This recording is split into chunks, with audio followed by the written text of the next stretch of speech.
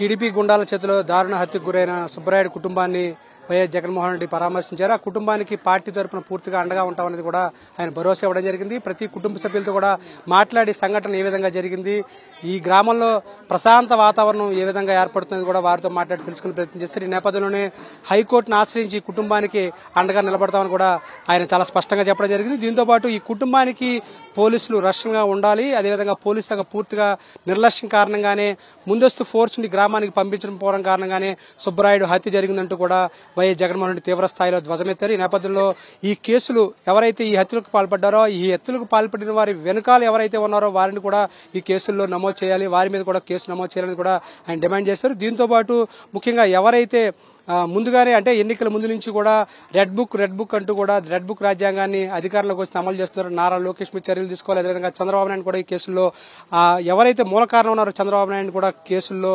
బనాయిస్తేనే, కేసుల్లో ఎవరైతే ఉన్నారో వారి వెనకాల ఉన్న వారిని కూడా కేసులు బనాయిస్తేనే ఈ సమస్యకు పరిష్కారం లభిస్తుంది కూడా అని చెప్తున్నారు. ఈ నేపథ్యంలోనే కుటుంబ సభ్యులను పరామర్శించేది వారితో మాట్లాడదాం. కొడుకులు ఉన్నారు, కోడలు ఉన్నారు, వారితో మాట్లాడించే ప్రయత్నం. ఇప్పుడు వైఎస్ జగన్మోహన్ రెడ్డి పార్టీ నాయకులు వైఎస్ జగన్మోహన్ రెడ్డి పరామర్శించిన తర్వాత మీ కుటుంబానికి ఒక ధైర్యం వచ్చిందా? ఆయనతో మాట్లాడిన తర్వాత మీకు ఏమనిపించింది? అసలు మా జగన్ సార్ను చూస్తేనే ఒక ధైర్యం, ఆయన వచ్చానే మాకు ఆత్మధైర్యం వచ్చింది. ఆయన మాకు రక్షణ కల్పిస్తానన్నాడు. హైకోర్టులో పిటిషన్ వేసి మీకు అందరికీ రక్షణ కల్పించి పోలీస్ పికెట్ పెట్టేసాను. అందుకే మేము నమ్ముకునేది జగన్ వచ్చి మాకు హామీ ఇచ్చినాడు. ఇంకా మాకు ధైర్యం వచ్చింది సార్. ఇంకా ఆయన హైకోర్టుకి వేసి మాకు న్యాయం చేస్తా అన్నాడు. కఠిన శిక్ష వేయమని అడిగినాము ఆయనను కూడా, జగన్మోహన్ రెడ్డిని. అతనికి ఎట్టలేదన్నా మాకు కఠిన శిక్ష వేసి మాకు రక్షణ కల్పామన్నాము. ఆయన వచ్చి రావడమే మాకు ఒక ధైర్యం లెక్క ఉంది. సాలుగా ఆయన ఇచ్చిన ధైర్యంతోనే మేము బతుకుతాం. ఆయన మాకు న్యాయం చేస్తా అన్నాడు, ఆత్మరక్షణ కూడా కల్పిస్తానన్నాడు సార్. మీరు ఈ గ్రామంలో ఉండే పరిస్థితులు లేవనేది మీరు ఆయన కూడా దృష్టికి తీసుకెళ్లడం జరిగింది. ప్రత్యేకంగా మీ కుటుంబాన్ని టార్గెట్ చేసుకుంటూ శ్రీనివాసరెడ్డి చేసిన హత్యాకాండని ఆయన దృష్టికి తీసుకెళ్లడం జరిగింది. ఆయనతో చెప్పిన తర్వాత, ఆయన మాట్లాడిన తర్వాత హైకోర్టుకి వెళ్ళైనా సరే మీకు మేము రక్షణ కల్పిస్తామనేది ఆయన చెప్పిన మాట మీకు ఎలా అనిపించింది? ధైర్యం ఇస్తారు సార్ మాకు. ఆయననే ఆసరు ఉంటానన్నాడు జగన్. మాకు చాలు సార్, ఆయన వచ్చడమే ఇంత సగం ధైర్యం వచ్చింది సార్. ఆయననే ఉండే మాకు ఆసరు, పోలీస్ సెక్యూరిటీ పెట్టి మా భర్తలకు మాకు రక్షణ కల్పిస్తానన్నాడు సార్. ఆ మాటనే చాలు సార్, ధైర్యం ఇస్తుంది. చేస్తాడు సార్ జగన్ అన్న, చెప్పిన మాట నెరవేర్చుకుంటాడు సార్. మీరు చెప్పండి, అంటే మీరు గ్రామంలో బయటకు రావాలంటే భయపడే పరిస్థితులు ఉన్నాయన్నారు. జైలు నుంచి బయటకు వచ్చిన తర్వాత కూడా నేను చంపుతాను, 5 ఏళ్ల పాటు కూడా నేను అధికారంలో ఉంటానంటూ శ్రీనివాసరెడ్డి మాటలు జగన్మోహన్ రెడ్డి దృష్టికి తీసుకెళ్ళిన తర్వాత జగన్మోహన్ రెడ్డి దృష్టి ఆయన ఏం చెప్పారు, మీకు ఎటువంటి ధైర్యం కల్పించారు? మీకు ఏం భయం లేదు, నేనుండాను అని చెప్పేసినారు సార్. నేనుండాను, మీరు ఎక్కడికి వెళ్ళినా మీరు పనులు మీరు చేసుకోండి, నేనుండాను.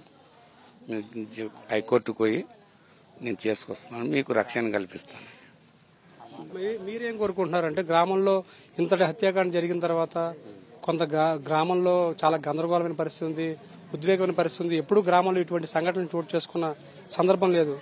కానీ ఇప్పుడు ఈ గ్రామంలో ఇటువంటి కొంత సంఘటన తర్వాత ఎలా అనిపిస్తుంది?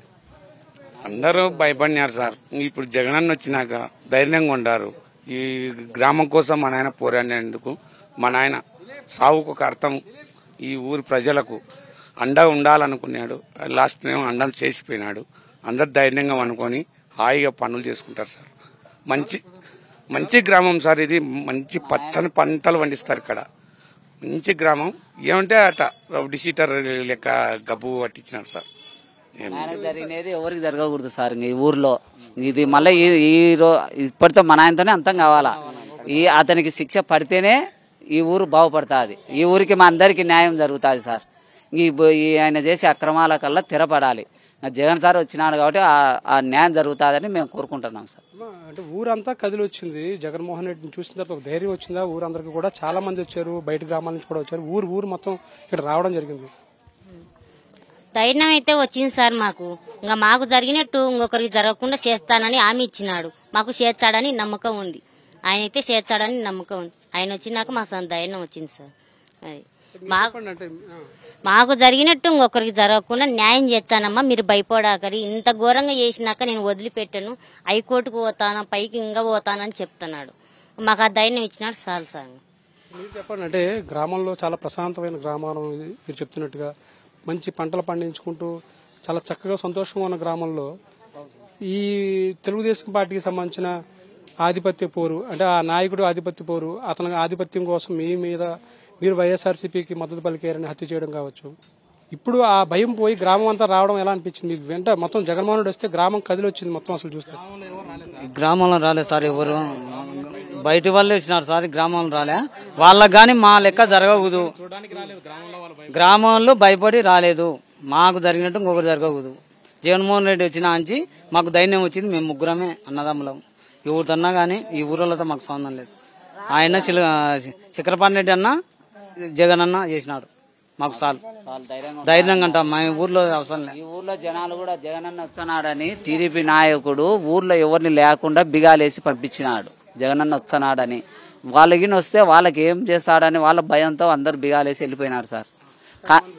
చాలా మంది సగం మంది అంతా కొత్త జనాలు వచ్చినారు. పార్టీ మీద అభిమానంతో ఆయన మీద ఎంతో నమ్మకంతో జనాలను చూసినారు కదా సార్.